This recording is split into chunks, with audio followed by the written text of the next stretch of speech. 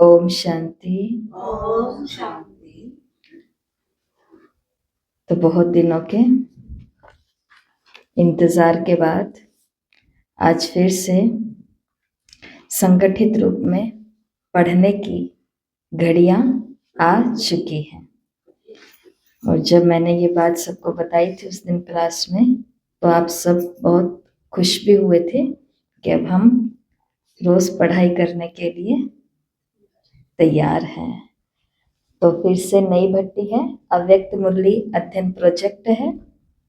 इस भट्टी का हमने नाम रखा है अलौकिक स्पंदन। अलौकिक स्पंदन 51 दिनों की ये अव्यक्त साधना रहेगी। ये इसके अंदर 51 मुरलियां हैं। अव्यक्त वाणी सन 1984। तो 51 वाणियां हैं। इसमें बहुत सारी मुरलियां वही है जो बातें हम पहले सुन के आ चुके हैं। जैसे होली के बारे में बाबा वही ईश्वरीय महावाक्य उच्चारते हैं। आत्मा और परमात्मा के स्नेह मिलन के बारे में 18 जनवरी की बातें, राखी की बातें, ये सभी वही आने वाली है जो पहले हमने सुनी है। लेकिन इन 51 मुरलियों के अंदर बहुत सारी बातें ऐसी हैं जो नैतिक मूल्यों के बारे में होगी, दिव्य धारणाओं के बारे में होगी और योग की और गहराई के लिए। और विशेष इन मुरलियों के अंदर जो बात है, जैसे आज की मुरली के अंदर भी बाबा ने मनसा सेवा की बात कही है। तो 51 ये जो मुरलियां हैं इनके अंदर बाबा और गहरी मनसा सेवा हम कैसे कर सकते हैं वो बताने वाले हैं। तो आज की पहली मुरली है 12 जनवरी 1984 की। मुरली का टाइटल है सदा समर्थ सोचो तथा वर्णन करो। तो मुरली का पहला पॉइंट है कि आज आवाज से परे रहने वाले बाप आवाज की दुनिया में आए हैं सभी बच्चों को आवाज से परे स्थिति में ले जाने के लिए, क्योंकि आवाज से परे स्थिति में अति सुख और शांति की अनुभूति होती है। तो आवाज से परे रहने वाला आवाज की दुनिया में आया 12 जनवरी 84 को। किसके लिए? आवाज में रहने वाले बच्चों को आवाज से परे ले जाने के लिए। क्योंकि आवाज से परे जो स्थिति है, बाबा ने कहा ये स्थिति सुख और शांति का अनुभव कराने वाली है, बाप समान संपन्न स्थिति का अनुभव कराने वाली है, मास्टर शांति सागर बनाने वाली है। मुरली में बाबा ने कहा लोग तो शांति के लिए कितने प्रयत्न करते हैं, कितने साधन अपनाते हैं, लेकिन आप सभी शांति के सागर के बच्चे शांत स्वरूप मास्टर शांति सागर हो। सेकंड में अपने शांति के स्वरूप में स्थित हो जाते हो। इन कर्मेंद्रियों के मालिक हो ना। दूसरी पॉइंट, पहली पॉइंट बाबा ने क्या सुनाई है कि आवाज से परिस्थिति में अब हमें जाना है, क्योंकि वो स्थिति सुख शांति का अनुभव कराने वाली है। वो स्थिति बाप समान संपन्न स्थिति का अनुभव कराने वाली है। सच्ची शांति के लिए दुनिया वाले बहुत प्रयत्न करते हैं, लेकिन हम सभी को केवल इतना ही सोचना है मैं कौन हूँ? मास्टर शांति सागर हूँ, शांत स्वरूप आत्मा हूँ। पहली पॉइंट। अगली पॉइंट है कि इन कर्मेंद्रियों के मालिक हो ना। जब चाहो कर्म में आओ और जब चाहो कर्म से परे कर्मातीत स्थिति में स्थित हो जाओ। तो पहला पॉइंट आवाज से परे जाना है। दूसरा पॉइंट कि मैं कौन हूं? इन कर्मेंद्रियों का मालिक हूं। जब चाहे कर्म में आऊं और जब चाहे कर्म से कर्मातीत हो जाऊं। आगे बाबा ने कहा इसी को कहा जाता है अभी अभी न्यारे और अभी अभी कर्म द्वारा सर्व के प्यारे। ऐसी कंट्रोलिंग पावर और रूलिंग पावर है ना। ये मुरली की दूसरी पॉइंट है। तीसरी बात बाबा ने कही कैसे, अर्थात क्वेश्चन मार्क। जैसे दुनिया वाले बोलते हैं कि कर्मेंद्रियों का मालिक बनना ये कैसे होगा, तो कैसे का मतलब है क्वेश्चन मार्क। कैसे के बजाय फिर यही आवाज निकलता है कि ऐसे होगा। तो ऐसे अर्थात फुल स्टॉप। कैसे का मतलब है क्वेश्चन मार्क, ऐसे का मतलब है फुल स्टॉप। क्वेश्चन मार्क का बदलकर फुल स्टॉप लगा दिया ना। कल क्या थे आज क्या हो, समझते हो ना महान अंतर। चौथी बात बाबा ने मुरली में बताई, फिर से हम रिपीट भी करेंगे। चौथी बात मुरली में बाबा ने बताई, कल कहते थे ओ गॉड और आज ओ के बजाय कहते हो ओ हो। कल कहते थे ओ गॉड और आज क्या कहते हो, ओहो मीठे बाबा। गॉड नहीं लेकिन बाबा, दूर से नजदीक बाप मिल गया। तो गॉड क्या था, दूर था, नजदीक क्या हो गया, बाप। तो फिर से चारों पॉइंट रिवाइज करेंगे। पहली पॉइंट आवाज से परिस्थिति की, दूसरी पॉइंट कर्म इंद्रियों का मालिक हूं, अभी अभी कर्म में आया और अभी अभी कर्म से न्यारा हो गया। तीसरी पॉइंट दुनिया कहते हैं कि ये कैसे होगा, और हम बच्चे क्या कहते हैं, ये ऐसे होगा। कैसे का मतलब है क्वेश्चन मार्क और ऐसे का मतलब है फुल स्टॉप। चौथी बात, कल हम कहते थे ओ गॉड और आज कहते हैं ओहो मीठे बाबा। तो गॉड नहीं बल्कि क्या हो गया, बाबा हो गया।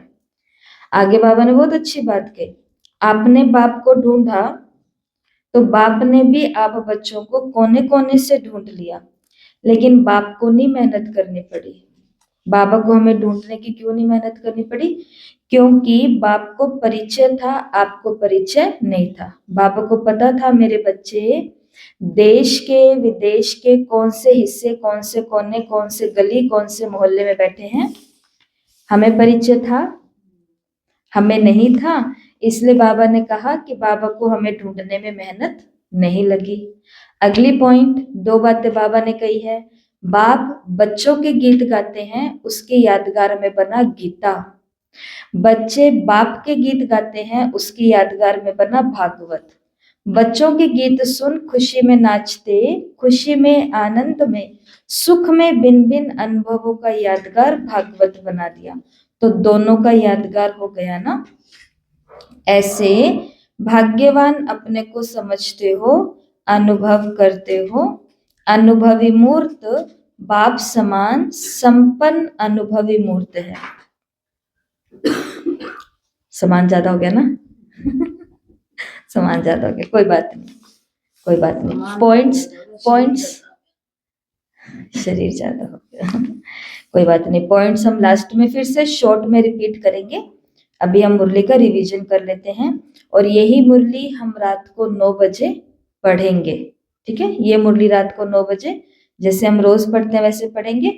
अभी बस जो मेन इसमें 17-18 पॉइंट है वो हम यहाँ पर सुन लेते हैं, फिर रोज की मुरली के लास्ट के अंदर तो उन सभी पॉइंट्स को एक एक लाइन के अंदर बता दिया जाएगा। वो आप शॉर्ट में लिख सकते हो, बाकी रिकॉर्डिंग है, घर जाके आप और भी अच्छे से लिख सकते हो, क्योंकि कल का पूरा दिन अब हमारे पास होगा।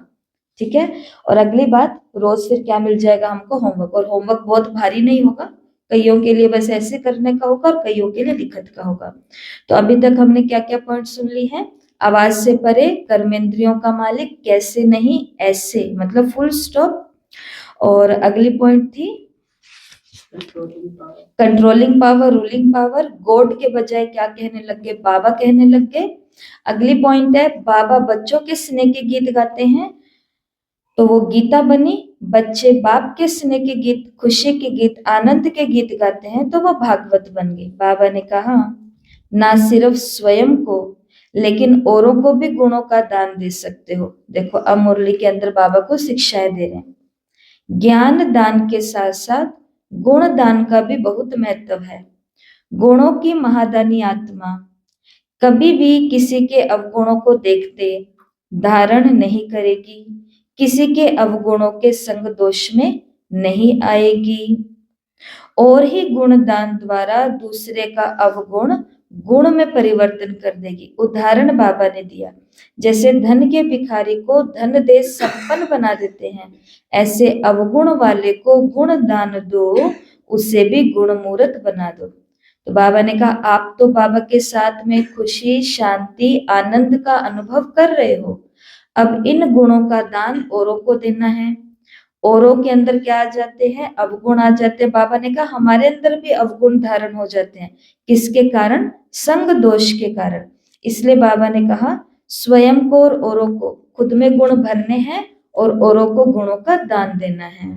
बाबा ने कहा जैसे योग दान, शक्तियों का दान, सेवा का दान प्रसिद्ध है, तो गुण दान भी विशेष दान है।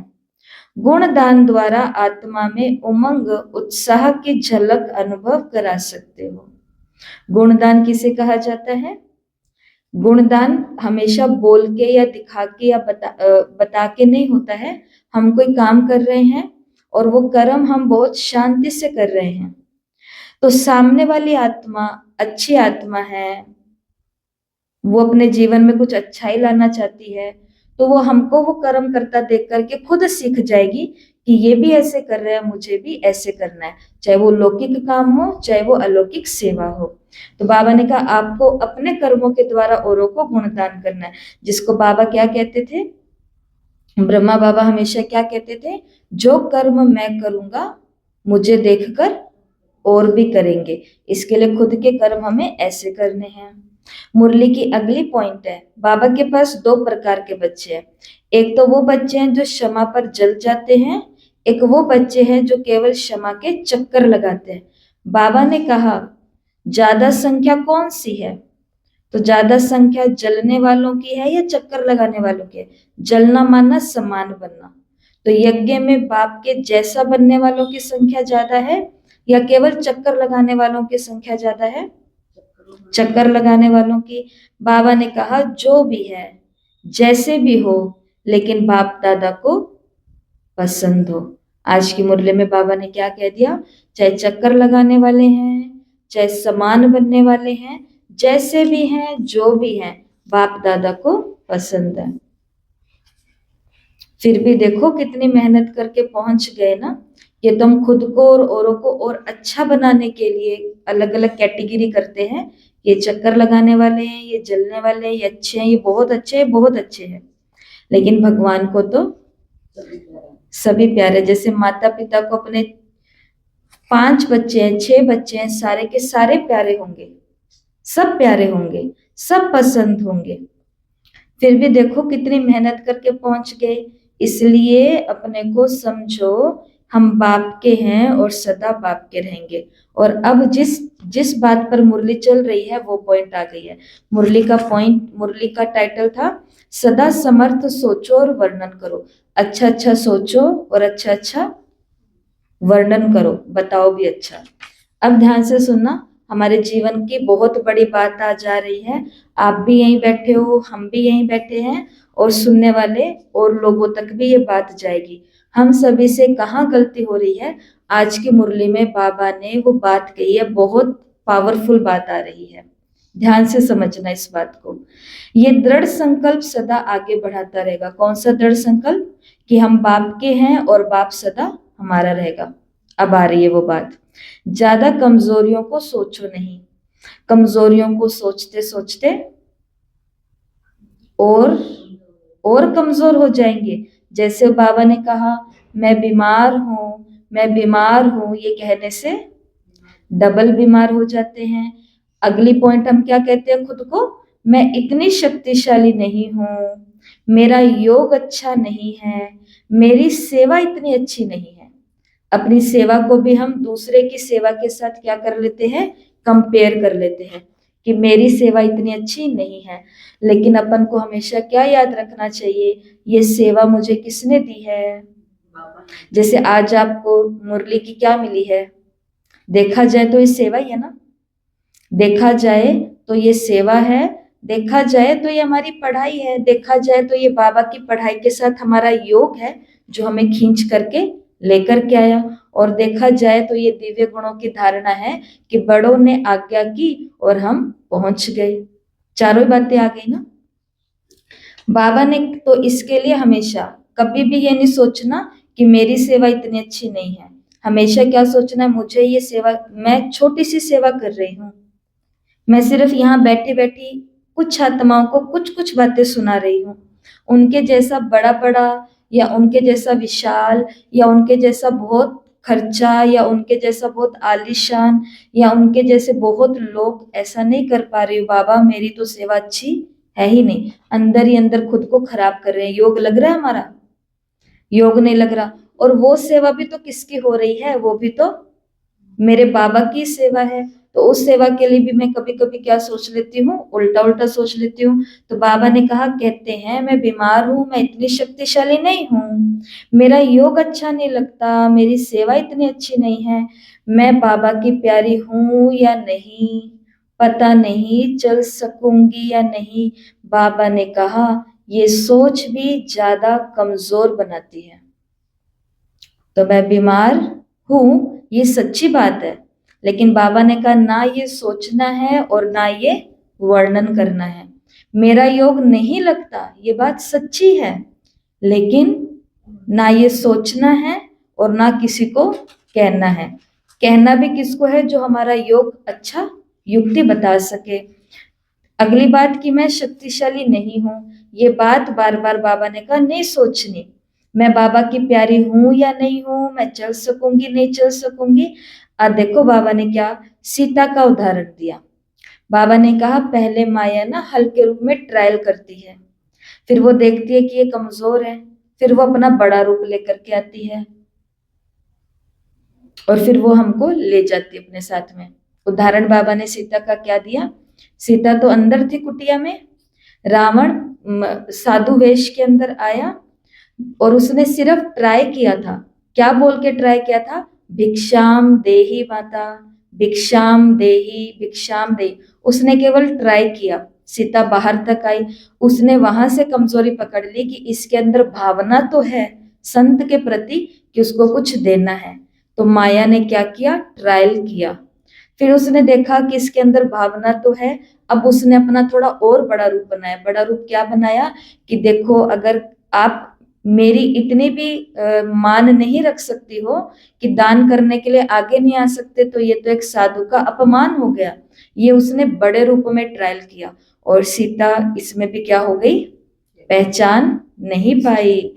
और फिर बाद में क्या हुआ? माया अपने साथ ले गई। बाबा ने कहा पूरे दिन में ये जो हम बोलते हैं ना, मैं इतनी शक्तिशाली नहीं हूँ, मेरा योग इतना अच्छा नहीं है, सेवा इतनी अच्छी नहीं है, पता नहीं बाबा कि मैं प्यारी हूँ या नहीं हूँ। बाबा ने कहा ये माया छोटे छोटे रूप में हमारा क्या कर रही है? ट्रायल कर रही है। और फिर हम सच में मान भी लेते हैं ये बात कि मेरा योग अच्छा नहीं लग रहा या ऐसी वैसी जो भी बातें हैं। फिर वो बड़े रूप में आती है। कमजोरों की साथी माया है। कमजोरों की साथी कौन है? माया। कभी भी कमजोर संकल्पों को बार बार ना वर्णन करो ना सोचो। बार बार सोचने से फिर वो स्वरूप बन जाते हैं। अब बाबा उसका समाधान दे रहे हैं। बड़ा अच्छा समाधान है। इतनी सारी बातों का एक ही समाधान है, सदा ये सोचो। क्या सोचना है? मैं बाबा का नहीं बनूंगा तो कौन बनेगा? मैं ही था, मैं ही, या मैं ही थी और मैं ही हूं, और कल्प कल्प मैं ही बनूंगी। ये संकल्प तंदुरुस्त भी बनाएगा और माया जीत भी बनाएगा। तो शरीर की बीमारी भी खत्म करेगा और माया को भी खत्म करेगा। कमजोरी पीछे आती है, आप उसको ना पहचान सत्य समझ लेते हो, फिर माया अपना बना लेती है। यहाँ बाबा ने सीता का ड्रामा बताया, इसलिए उसने उनका भोलापन देख अपना बना लिया। तो ये भी व्यर्थ संकल्प, कमजोर संकल्प माया का रूप बन के आते हैं, ट्रायल करने के लिए आते हैं, लेकिन भोले बन जाते हो इसलिए वो अपना बना लेती है। कई कई लोग आते हैं ना, आकर के उनको केवल हमसे कोई बात लेनी है, इसलिए वो भोले बन करके कोई बात हमसे पूछते हैं और हम सच में उनको क्या बता देते हैं? वो वो हमसे ट्रायल कर रहे थे कि ये बात उगलते हैं कि नहीं उगलते, और हमने उनको पूरी की पूरी कहानी सुना दी। तो बाबा ने कहा कमजोरों का साथी कौन बन जाती है? माया बन जाती है। ऐसे तो भोले बन जाते हो इसलिए वो अपना बना लेती है, मैं हूं ही ऐसी। बाबा ने कहा, अब देखो बाबा क्या कहते हैं, क्या कहते हैं? मैं तो हूं ही ऐसी। बाबा ने कैसे करते करते माया अपनी जगह बना लेती है, फिर माया को स्थान खुद देते हो और फिर कहते हो कि बाबा अब इस माया को निकालो। स्थान देते क्यों हो? बाबा ने कहा स्थान देते क्यों हो? तो देखो आज बाबा ने हमको क्या शिक्षा दी है कि हम स्थान कैसे देते हैं माया को? जब हम बार बार खुद को बोलते हैं मैं तो ऐसी हूँ, मैं तो ऐसी हूँ, मैं तो कमजोर हूँ, मुझसे तो सेवा ही नहीं होती, बाबा मेरे को प्यार ही नहीं करता, मैं तो इस ज्ञान में आगे चल ही नहीं सकती, मैं तो बीमार हूँ, मेरा तो योग अच्छा नहीं लगता। बाबा ने कैसे कह कह के पहले माया को जगह दे देते हो और फिर बाबा को क्या कहते हो? बाबा माया आ गई अब इसको निकालो। बाबा ने कहा स्थान देते क्यों हो? कोई कमजोर नहीं, सब मास्टर हो। बाबा ने कहा मेरा कोई भी बच्चा कमजोर नहीं है, सब मास्टर है। सदा बहादुर, सदा के महावीर हो। सदा क्या है? बहादुर। और सदा क्या है? महावीर। ये श्रेष्ठ संकल्प रखो, सदा बाप के साथी हैं। ठीक है, ये इस मुरली के अंदर कट नहीं रहा ना, वो ठंड के कारण हो जाता है, कोई बात नहीं। तो ये बाबा ने कितने सारे अच्छे अच्छे संकल्प, सब बच्चों ने हमने उल्टे संकल्प बताए, लेकिन बाबा ने सारे संकल्प कौन से कर दिए? श्रेष्ठ कर दिए, समाधान कर दिया। सदा बाप के साथी हैं, सदा के बहादुर हैं, सदा के महावीर हैं, और हम सब मास्टर हैं। और मुरली की अगली पॉइंट आती है, बाबा ने यहाँ मधुबन को याद किया। बाबा ने कहा मधुबन में किस लिए आते हो? माया को छोड़ने आते हैं। और देखो कितनी अच्छी बाबा ने हमें ये कला सिखाई है ना। बाबा ने हमको कहा है कि जब भी मधुबन आते हो, और हम सब ये करके भी आते हैं, कि जब जब बाबा के रूम में बैठो तो अपनी कमियां लिखो, निकालो, और वहां से आते समय संकल्प भी करो कि अब से मैं ये करूंगा या अब से मैं ये नहीं करूंगा, जो भी है। लेकिन फिर एक मुरली के अंदर बाबा ने कहा कि मधुबन में कमी तो छोड़ के आते हो, लेकिन ट्रेन में साथ में ले लेते हो। कोई बात नहीं, फिर अगली बारी मधुबन जाएंगे तो फिर छोड़ के आएंगे, फिर ट्रेन में ले आएंगे, फिर अगली बारी मधुबन छोड़ेंगे। लेकिन छोड़ते छोड़ते देखा गया है कि वो कमजोरी हमेशा के लिए छूट जाती है। एक बारी, 2 बारी, 10 बारी, 20 बारी, ये सबके साथ होता है। इसलिए बाबा ने आज कहा कि मधुबन किस लिए आते हो? माया को छोड़ने। मधुबन महायज्ञ है, तो यज्ञ में स्वाहा करने आए हो। लेकिन बाप दादा कहते हैं सभी अपनी विजय अष्टमी मनाने आए हो, विजय के तिलक की सेरेमनी मनाने आए हो। और मुरली की अब लास्ट पॉइंट आ रही है, कॉपी करने में तो सब होशियार है, ये भी गुण है। आज बाबा ने कॉपी करने को क्या बोला? एक गुण बोला। हमें किसको कॉपी करना है? किसको फॉलो करना है हमें? ब्रह्मा बाबा को। ठीक है, हमें किसको कॉपी करना है? बाबा को। तो बाबा ने कहा यहाँ भी तो बाप को ही कॉपी करना है, फॉलो करना है, अर्थात कॉपी करना तो ये सहज है। आप अपना देश छोड़ करके आते हो, बाप भी अपना देश छोड़ करके आते हैं। बाबा को कई कई बच्चे क्या कहते हैं? बाबा हमारी तो प्रवृत्ति है, काम छोड़ के आए हैं, घर छोड़ के आए हैं, बच्चों को छोड़ के आए हैं। आगे बाबा ने क्या ताना मारा? बाबा ने कहा बाप दादा की प्रवृत्ति नहीं है क्या? परम धाम बाबा का घर है, और नीचे विश्व के कितने सारे काम बाबा ऊपर बैठ करके करते हैं। लेकिन अच्छा, लेकिन विश्व के सारे काम छोड़कर विश्व के सारे काम छोड़कर बाबा मधुबन में किस लिए आए हैं? हम बच्चों से मिलने आए हैं। तो बाबा ने कहा मैं सारे विश्व के काम छोड़ करके तुमसे मिलने आया हूं, और तुम एक घर के काम छोड़ करके आए हो, तो भी बाबा को क्या कह देते हो? बाबा हमारी प्रवृत्ति है, प्रवृत्ति है, बाप दादा की प्रवृत्ति नहीं है क्या? सारे विश्व के कार्य को छोड़कर यहाँ आते हैं। विश्व की प्रवृत्ति बाप की प्रवृत्ति है। अंजलि तो सबको देनी है ना, वर्षा नहीं देते, लेकिन अंजलि तो सबको देते हैं। बाबा ने कहा वर्षा तो केवल अपने बच्चों को बाबा देंगे, लेकिन पूरे संसार को सुख शांति की क्या मिलती है? भगवान से अंजलि मिलती है। भक्तों को मिलती है, अज्ञानियों को मिलती है, साइंटिस्ट को, डॉक्टर्स को, जो भी जिस फील्ड में, भगवान सबको कुछ कुछ दे रहा है, और सब अनुभव कर रहे हैं कि हमको कौन दे रहा? ऊपर वाली सत्ता दे रही है। ये यहाँ पर ये मुरली कंप्लीट होती है। मुरली के मेन मेन पॉइंट्स हम फिर से रिपीट करेंगे, लेकिन पहले देख लेते हैं इस मुरली से हमें कुछ होमवर्क करने हैं 4। वो क्या है? पहला होमवर्क है, बहुत अच्छा होमवर्क है। मुरली के अंदर बाबा ने तो क्या बोलते हैं इसको, वैश्विक स्तर की जो कमजोरियां वो बता दी। जैसे वैश्विक स्तर की कमजोरी क्या होती है? कि जो लगभग सभी की कमजोरी है, कि मेरा योग अच्छा नहीं लगता, ये लगभग सबकी कमजोरी हो जाती है। या मैं बीमार हूँ ये बोलना, या फिर पता नहीं, ये हम सभी को डाउट होता है। कल एक माता ने अपना अनुभव बताया कि दीदी मैं अमृत वेले बैठी थी, अमृत वेले बैठी बैठी मैंने ऐसे बाबा को कहा कि पता नहीं कि बाबा को पता भी है कि मैं बैठी हूं या नहीं बैठी। अंदर संकल्प आता है ना कि पता नहीं बाबा को पता भी है कि मैं भी बैठी हूँ कि नहीं बैठी, मुझे कैसे पता चले कि बाबा को पता है। तो वो कहते दीदी इतनी 1 सेकंड के भी कम सेकंड के अंदर इतना तेज भार मेरे सिर के ऊपर आया और मेरे को महसूस हुआ कोई बहुत बड़ा सारा हाथ मेरे ऊपर आ गया। और मैंने कहा कि हाँ बाबा को पता है मैं बैठी हूँ। अपना अनुभव वो बता रहे थे। मेरा भी अनुभव ऐसा हुआ। ऐसे अनुभव होते हैं ना हम सभी को। तो कभी कभी हमारा संकल्प क्या होता है कि पता नहीं मैं बाबा की प्यारी हूं या नहीं हूं, सेवा मेरी अच्छी है या नहीं है, जो भी है ये हमारे वैश्विक स्तर की कमजोरियां हैं। लेकिन फिर भी हम आत्माओं की अपनी पर्सनल भी कमजोरी होती है। तो अगर आज इन दिनों पिछले जो भी ये महीना निकला या जो भी दिन निकले, अगर हम अपनी किसी कमजोरी से गुजर रहे हैं तो आज अपन को छोटा सा काम करना है, अपनी वो कमजोरी लिखनी है 2 मिनट बस उस कमजोरी को अपने हाथ में ऐसे पन्ना पलट करके रखना है, कमजोरी लिख करके, और 2 मिनट बाबा के साथ योग करना है। उसके बाद में वो पन्ना फाड़ करके फेंक दो, दूसरा उसको जला दो।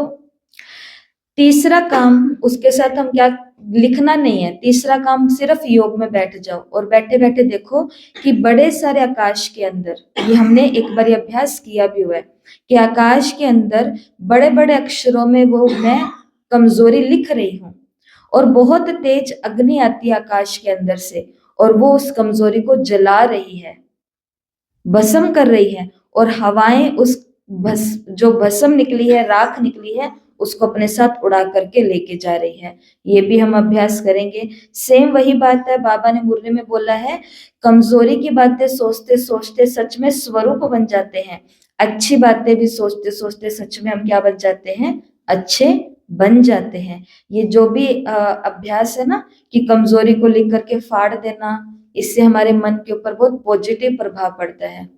कमजोरी को लिख करके उसको जला देना या फ्लश आउट कर देना, इससे भी हमारे हमारे मन को पता चलता है निकल गई कमजोरी। और ये जो बादलों का अभ्यास है, आकाश का अभ्यास है, इससे भी हमारे मन को एक शक्ति मिलती है कि मेरी बुराई खत्म हो गई है। तो आज का पहला काम है, जो भी आपको अच्छा लगे, कि अपनी कमजोरी को आज लिखना है और उसके साथ में ये काम करना है। आज का दूसरा काम है, अगले 24 घंटे, मतलब अब तो शाम को क्लास हो रही है ना, कुछ दिन शिवरात्रि तक तो ऐसे ही रहेगा कि शाम की क्लास होगी। तो अगले 24 घंटे मतलब कल शाम 6 बजे तक, इन 24 घंटों में 4 घंटा मुख का मौन रखना है। ये हम क्यों कर रहे हैं अभ्यास, क्योंकि फिर से हमें मुरली की बात याद आएगी कि मुरली का पहला पॉइंट बाबा ने कहा था अब तुमको आवाज से परे जाना है। तो आवाज से परे कब जाएंगे, जब आवाज के स्पीकर को थोड़ा सा आराम देंगे। जैसे एक दुनिया में व्रत होता है, उस व्रत में क्या करते हैं कि इस 1 घंटे में जितना खाना उतना खा लो, अब पूरा दिन कुछ नहीं खाना। तो 1 घंटा जितना बोलना उतना बोल लो, धू धा फूफा जो करनी है वो कर लो। 4 घंटा मुझे क्या रखना है, दिन में मौन रखना है। लेकिन शर्त क्या है, अमृत वेला और नुमा शाम को छोड़ के, क्योंकि अपन चला कर अपने सुबह वाले कर लेंगे। तो अमृत वेला और नुमा शाम को छोड़ के कल शाम को 6 बजे तक 4 घंटा मुख का मौन रखना है। आपके मुख के मौन के अंदर ही कोई बहुत जरूरी फोन आ गया, कोई बहुत जरूरी व्यक्ति आ गया, कोई बहुत जरूरी बात आ गई, तो वहां पे हम बोल सकते हैं, क्योंकि हम हठ योगी नहीं है। लेकिन शर्त हो कि बहुत ही जरूरी, जहां पे बोलना जरूरी हो चुका है, नहीं तो अपन को क्या रखना है, कल 4 घंटा मुख का मौन। मुश्किल नहीं है, ये बहुत आसान काम है। तीसरा होमवर्क है, पूरा दिन में जब भी हम चलें तो हमारे कदमों का आवाज नहीं होना चाहिए। जैसे कि कौन चल रहे हैं, फरिश्ते चल रहे हैं। मम्मा हमेशा बोलते थे, मम्मा एक बहन का बताते ना कि वो चल रही थी चप्पल की आवाज करते करते, तो मम्मा ने क्या कहा कि जब हम ऐसे चलते हैं ना तो धरती माता को तकलीफ होती है। तो ये हम अभ्यास क्यों करेंगे, फिर से आवाज से परे और अपने आप को फरिश्ता अनुभव करने के लिए। तो पूरे दिन में, पूरा दिन हमारे लिए क्या होगा, अगले 24 घंटे, अभी से लेके अगले 24 घंटे अपने कदमों के ऊपर हमें क्या रखना है, हाँ अटेंशन रखना है कि मेरे कदम हल्के। और बहुत सारे धर्म है, जैसे कि एक जैन धर्म है, तो जैन धर्म के अंदर तो अहिंसा के ऊपर तो बहुत ही ज्यादा ध्यान दिया जाता है।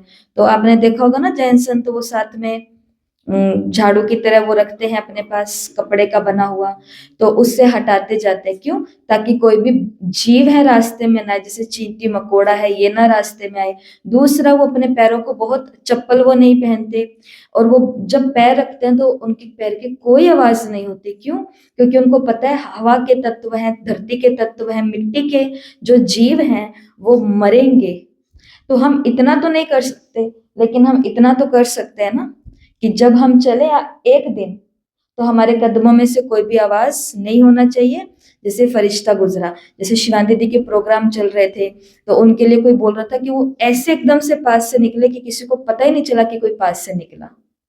तो फरिश्ता केवल ऐसे प्रवचन करने से या सुनने या सुनाने से या कपड़े पहनने से ऐसे नहीं होगा। व्हाइट ड्रेस पहन ली, एक स्थान पे बाबा का कार्यक्रम हो रहा था, मतलब बहुत बड़ा कार्यक्रम हो रहा था हमारे इधर ही पंजाब में ही, और वहां पे सीनियर मधुबन से भी आए हुए थे, सब थे। तो अब हम देखते हैं ना यज्ञ के अंदर की छोटे छोटे बच्चे, और कभी कभी बहनें भी परी वाली ड्रेस पहन लेती है, पीछे पंख होते हैं। तो अब उन्होंने ड्रेस तो वैसी पहनी, फिर उन्होंने पानी वानी पिया ना, तो जो डिस्पोजल थे वो ऐसे गिर दिए कहीं पे। तो फिर जो वहां की दीदियां थी उन्होंने ये बात माइक के अंदर बोली कि हमने ड्रेस तो फरिश्ते की पहनी, हमने नाम भी बड़ा बड़ा फरिश्ता यहाँ पर लिख दिया, लेकिन जब हमने कोई चीज पिया और उसको हमने ऐसे गिर दिया, क्या ये फरिश्तों के लक्षण हो सकते हैं? नहीं। कर्म हमारे कैसे चाहिए? फरिश्ता जैसे, ड्रेस हो या ना हो, और कुछ हो या ना हो। तो ये है तीसरा होमवर्क। और आज का लास्ट होमवर्क है मनसा सेवा करनी है, क्योंकि आज बाबा ने मधुबन को याद किया ना इस मुरली में। मुरली हमको याद रहे, हम वो होमवर्क उसी लिए लेते हैं। तो मधुबन को याद किया, इसलिए हम मधुबन से क्या जोड़ सकते हैं? हम मधुबन से मधुबन की यात्रा जोड़ सकते हैं। तो 8 धामों का हमें चक्कर लगा के आना है योग में, जब जब मन करे। तो 8 धाम कौन से? 4 धाम तो ऊपर के है ना, हिस्ट्री हॉल, शांति स्तंभ, बाबा का कमरा और बाबा की कुटिया, है ना, झोपड़ी। और नीचे के हैं 4 धाम, प्रकाशमणि दादी का स्थान, प्रकाश स्तंभ, शक्ति स्तंभ दादी जानकी का, अव्यक्त लोक गुलजार दादी का, और चौथा है बाबा का कमरा। ठीक है, डायमंड हॉल के पास जो बाबा का कमरा है। तो 4 धाम ऊपर के, 4 धाम नीचे के। इन 8 धामों का हमें क्या लगाना है? चक्र लगाना है, परिक्रमा करनी है। और जब हम यहाँ परिक्रमा करेंगे तो ये अनुभव करें कि बाबा की सर्व गुण और शक्तियां मुझ में आ रही हैं और पूरे संसार में जा रही हैं। इससे क्या होगी? हमारी मनसा सेवा होगी। और आप सभी को मालूम है ये बात, ये काम हमें केवल हमेशा रुक करके नहीं करने। मुरली के अंदर आया अभी अभी कर्म और अभी अभी कर्मातीत। कर्म करते करते हमें बर्तन की सफाई कर रहे हैं, और बर्तन की सफाई करते करते भी हम क्या कर सकते हैं? मधुबन की यात्रा कर सकते हैं या नहीं कर सकते? ऐसा हमें अभ्यास करना है। ये हो गई है मुरली का होमवर्क।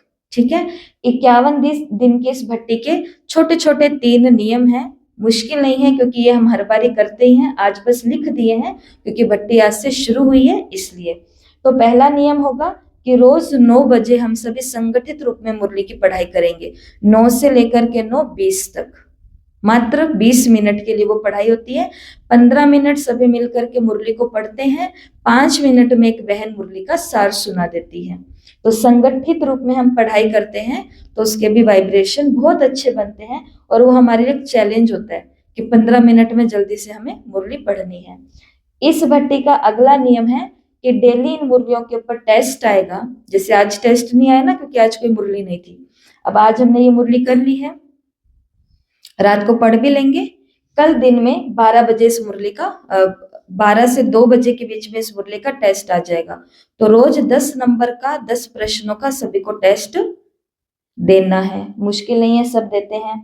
और तीसरा नियम है कि जो भी आपको होमवर्क मिल रहा है वो होमवर्क आपको डेली करना है। लिखने वाला जो होमवर्क है तो वो आपको ग्रुप में पोस्ट करना है। जैसे इसमें से कोई लिखने वाला होमवर्क है नहीं है ना, तो फिर हम ग्रुप में पोस्ट क्या करेंगे? ग्रुप में हम होमवर्क करने के बाद ये लिख करके भेजेंगे कि 8 धाम की यात्रा कर ली।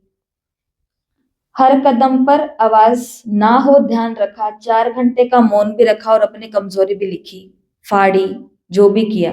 तो ऐसे होमवर्क के लिए डन लिख करके भेज सकते हैं। ठीक है। तो ये भट्टी के कुछ नियम हैं। और अभी 5 मिनट में मुरली को फिर से रिवाइज करते हैं। तो मुरली का पहला पॉइंट था आवाज से परे जाना है। मुरली का दूसरा पॉइंट था कर्मेंद्रियों का मालिक बनना है। मुरली का तीसरा पॉइंट था कैसे का मतलब होता है क्वेश्चन और ऐसे का मतलब होता है फुल स्टॉप।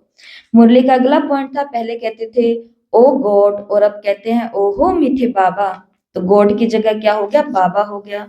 मुरली का अगला पॉइंट था कि भगवान हमारे गीत गाता है उसकी याद में गीता बनती है। बच्चे भगवान के गीत गाते हैं स्नेह आनंद और खुशी में उसकी याद में भागवत बनती है। अगली पॉइंट थी कि गुण जो हम स्वयं में भर रहे हैं वो औरों को भी क्या करने हैं दान करने हैं। योग का दान होता है ज्ञान का दान होता है। बाबा ने कहा ऐसे ही अब क्या करो गुणों का दान करो। बाबा को अपने दोनों बच्चे पसंद है चाहे क्षमा पर जलने वाले हों चाहे चक्कर लगाने वाले हों। क्योंकि बाबा इनकी क्या देखते हैं मेहनत देखते हैं। आगे बाबा ने मुरली के अंदर कहा कि कमजोरियों को ज्यादा सोचना नहीं कमजोरियों को ज्यादा वर्णन नहीं करना। मैं बीमार हूं मैं शक्तिशाली नहीं हूं मेरा योग अच्छा नहीं लगता मेरी सेवा अच्छी नहीं है पता नहीं मैं आगे चल पाऊंगी नहीं चल पाऊंगी बाबा मुझे प्यार करते हैं या नहीं करते। इसकी जगह क्या सोचो इसकी जगह क्या सोचो मैं बाबा का नहीं बनूंगा तो कौन बनेगा। मैं बाबा की प्यारी हूँ। मैं बाबा की प्यारी हूँ। तो बाबा ने कहा फिर एक कमजोर संकल्प करते हो ना तो पीछे और कमजोर संकल्प आते हैं वो आते हैं ट्रायल करने के लिए और हम सच में उनको मानने लग जाते हैं। तो फिर वो बड़ा रूप निकाल लेते हैं। फिर बाबा को बोलते हैं बाबा इस माया को निकालो। बाबा ने कहा पहले सोच सोच करके उसको जगह ही क्यों दी सोच सोच करके उसको जगह दी अब बाबा को कहते हो निकालो। और लास्ट में बाबा ने कहा मधुबन किस लिए आते हैं माया को छोड़ने के लिए आते हैं। और लास्ट में बाबा ने कहा सिर्फ आपको कॉपी करना है किसको ब्रह्मा बाबा को। जैसे बाबा ने प्रवृत्ति में रहते हुए माना लोगों के बीच रहते हुए अपने आप को कर्मातीत बनाया हमें भी केवल बाबा की क्या करनी है नकल करनी है। और ये मनसा सेवा वाला पॉइंट हमने कहां से उठाया है लास्ट पॉइंट से।